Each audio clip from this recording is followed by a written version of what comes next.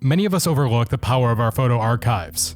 If you're anything like me, then you almost always put off engaging with this older work in exchange for putting everything that you have into the newer work that you're producing. And the legends of photography did this too. What can we get out of going through our older work? How have these benefits impacted the greats of photography? And does going back to our older work on a regular basis help us evolve as photographers? This is the benefits of reevaluating your archive. As we grow as photographers, our tastes and techniques change. Photos that our younger selves may have cast aside might appeal to us now, and going back through our archives might give us the ability to breathe new life into those images. In the past, we may have been ignorant to techniques that now we use day in and day out. Or we might have missed something in an image that we now realize speaks to us in a totally different way. Uncovering these images and adding them to our portfolios can be hugely beneficial. The work of some of the greats of photography have benefited from this as well. Saul Leiter created over 80,000 slide photos during his life, and a ton of that work had never been seen by anyone other than Leiter and his nearest and dearest. After his passing, the Saul Leiter Foundation has worked to restore these images and bring them together in a book and exhibition titled The Unseen Saul Leiter. I was lucky enough to see this exhibition firsthand in Shibuya, and it was phenomenal. According to the Foundation's website, in 2018, the Foundation began cataloging the tens of thousands of color slides in Leiter's archive, with images dating as far back as 1948. Some of these discoveries have been shown as projections in the 2020 Japanese travel exhibition Forever Saul Leiter, and in Aperture Magazine's Spring 2021 New York issue. In 2022, 76 new color images from the slide archive were revealed in a monograph, The Unseen Saul Leiter. A quote from Saul Leiter illustrates the power that the work we previously created can have on us. He stated, "With the passage of time, the things that we are surrounded by become as exotic as the things in far-off places." I believe that if we more deeply engage with our work from the past, it can have this same kind of effect on us. But that effect is only possible if we immerse ourselves in that work from time to time. Dealing with your archive can also unlock creative change, and an acknowledgement that it's time to let go of what you were, in order to create something completely new. Daido Moriyama did this with the book titled Goodbye Photography, or Farewell Photography depending on the translation you're looking at. This project has been regarded as a revolutionary one for photographic history. It contained photos presented in an outlandish way for the time. Images that showed burned frames, sprocket holes, and film that had been pushed way too far, all presented in a way that made the medium of film much more apparent. The negatives for each of the photos used in this project were destroyed once it was published, because Moriyama felt that his final statement on photography had been made. He then walked away from photography and didn't carry a camera for the next 2 years. Once Daido came back to taking photos, his artistic voice had changed in a way that allowed him to create photos that were a little less extreme. Your archive can allow you to find overlooked work or expand projects, but it can also help you to recognize patterns that you've gone to far too often. Like Moriyama, letting go of those patterns can help you change and grow as an artist. As much as I love Daido Moriyama, I think that destroying your archive for art's sake is an intense statement, and it's not one that I would ever willingly make. Keeping my files safe, secure, and saved in triplicate is something I've neglected for far too long. UGREEN is helping me to change that. The UGREEN NAS DH4300 Plus is an all-in-one storage solution that works like a private cloud, but with your files stored locally on your own drives.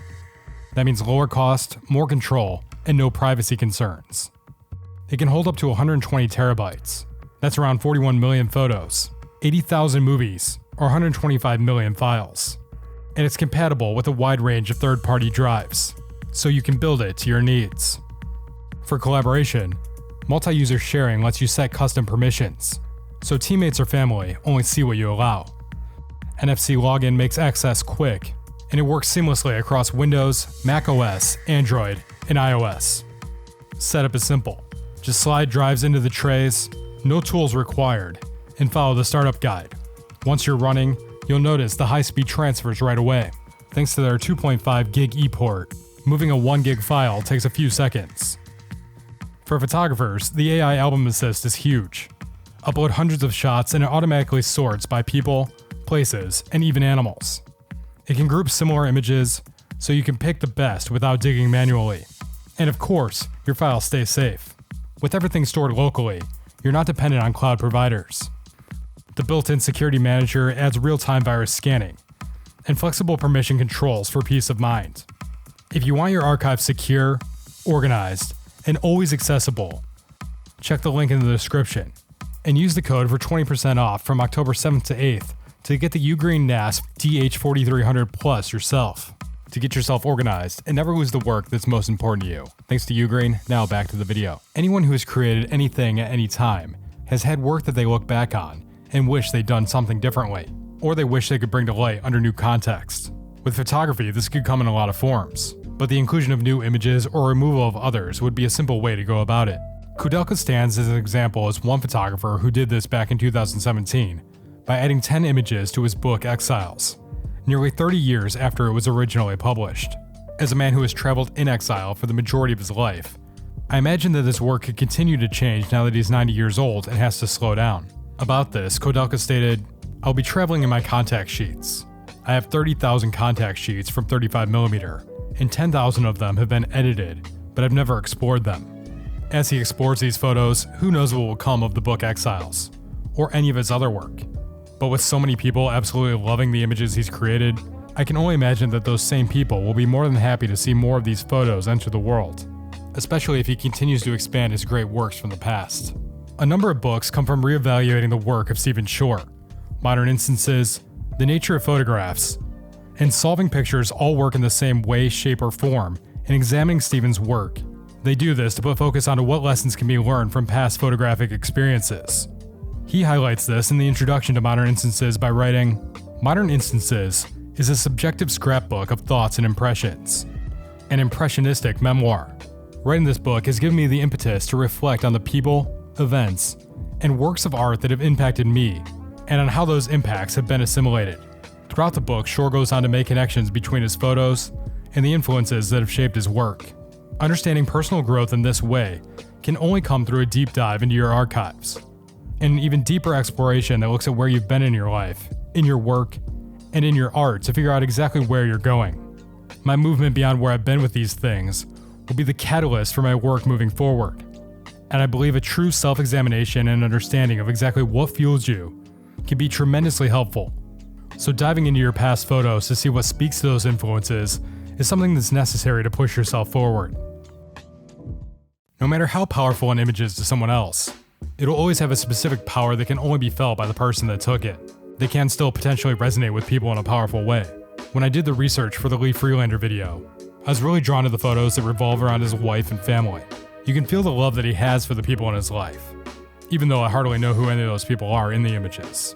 They made me want to dedicate more time and concentration to taking photos like that of my own life, in a way that's more evolved than iPhone photos. A lot of photographers neglect these kinds of photos, or don't share them with the world. Engaging with your archives in this way is personally really fulfilling, but maybe there's something to allowing others to engage with these memories as well, even when the photos might not be the highest quality from a technical or creative perspective. You can also use your archives to put your photos into context with the world around you. I don't know that I've really taken photos long enough to drive this home, but anyone who's created images over multiple decades easily could. Robert Frank did this with his book The Americans, through an exhibition called Looking In. This brought together 150 photographs, 28 contact sheets, 17 books, and 15 documents that were related to the original The Americans. During the 50th anniversary of the book's original release, the curator of the exhibition gave a lecture titled Transforming Destiny into Awareness, Robert Frank's The Americans. In it, she breaks down the construction of the book, the rhythm of its sequence, the ideas about American culture that can be perceived throughout, in an attempt to explain exactly what it was that Frank wanted to create through the book. As she put it, in this extended sequence, he did not want to construct a metaphor for the feelings, perceptions, and insights he had experienced while driving around the country, but instead he strove to catalyze and engender those experiences in others. He wanted to make an art that did not imitate life, describe, explicate, or illustrate it, but that created its own life. He wanted, as he simply stated, to do nothing less than produce an authentic contemporary document, the visual impact of which will nullify explanation. Few, if any of us, are going to create something as beloved as Robert Frank's The Americans, but that doesn't mean that we can't look at our work as an archive of history. Even if it's recognized on a large scale with the historic context of other images, they can collectively have an impact on anyone who sees them. If you're living in or documenting the same place regularly, those images can be used to show how people and places there have changed over time. Looking back through my photos, I I want to see if there's anything that acknowledges that change. A key aspect of street photography that new photographers swoon over is the look of old cars, how fashion has changed, the evolution of architecture, and so many other types of similar elements that commonly exist in the same way. Who's to say photographers in 20, 30, or 40 years from now won't look back at this time in a similar way? Portfolio shots and the best work from larger projects all come together in photographers' monographs or retrospectives.